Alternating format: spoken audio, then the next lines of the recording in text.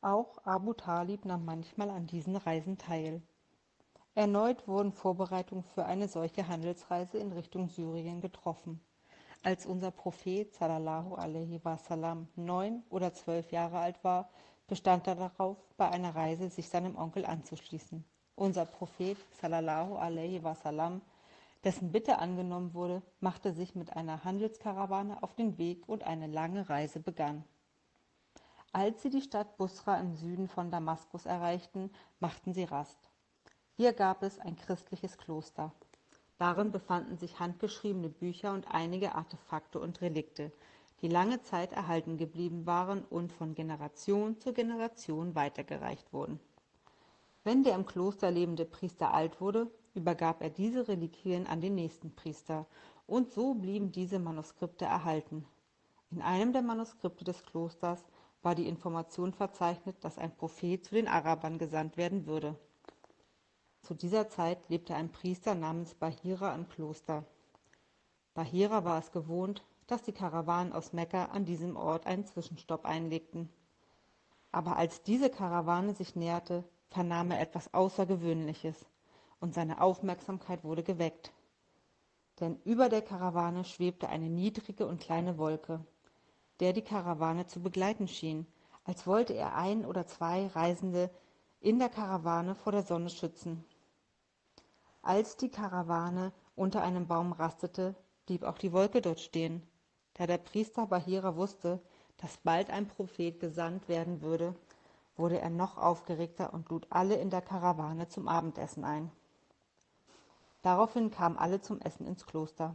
Als der Priester Bahira den ehrenwerten Mohammed sallallahu alaihi wasallam sah, erkannte er, dass seine Gesichtszüge wie im handschriftlichen Manuskript waren und begann, ihm einige Fragen zu stellen. Die Fragen waren sehr detailliert. Nach den Antworten, die er erhielt, bat Priester Bahira um Erlaubnis, das Siegel des Prophetentums zwischen den Schulterblättern unseres Propheten sehen zu dürfen. Nachdem er auch das Siegel des Prophetentums gesehen hatte, kam er zu dem Schluss, dass er der erwartete Prophet war. Bahira sagte zu Abu Talib: Bringe deinen Neffen weg von hier, kehr zurück und beschützt ihn, weil auch die Juden wissen, was ich weiß, und wenn sie ihn sehen und erkennen, werden sie ihm Schaden zufügen.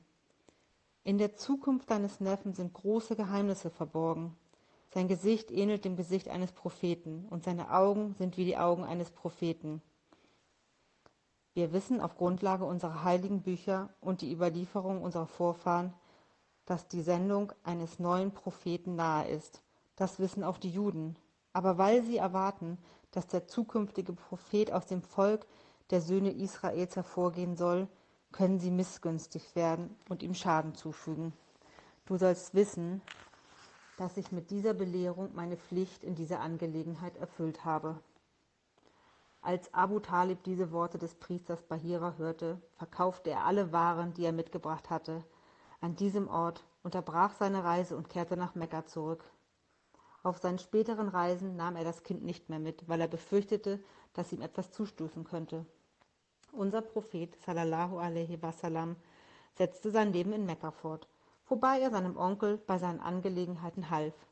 Sein Onkel Abu Talib und seine Schwägerin Fatima bint Asad beschützten und liebten unseren Propheten weiterhin mit Hingabe. Fatima bint Asad ist auch Alis Mutter. Sie war eine der ersten weiblichen Gefährten des ehrenwerten Propheten, die zur Zeit des Islams nach dem Tod ihres Mannes Abu Talib den Islam annahm und nach Medina auswanderte. Als Fatima, die Tochter des Propheten, Ali in Medina heiratete, wurde sie die Schwiegermutter Fatimas und somit mit dem Propheten sallallahu alaihi wasallam abermals verwandt, wodurch die Bande der Verbundenheit und Zuneigung zwischen ihnen noch stärker wurde.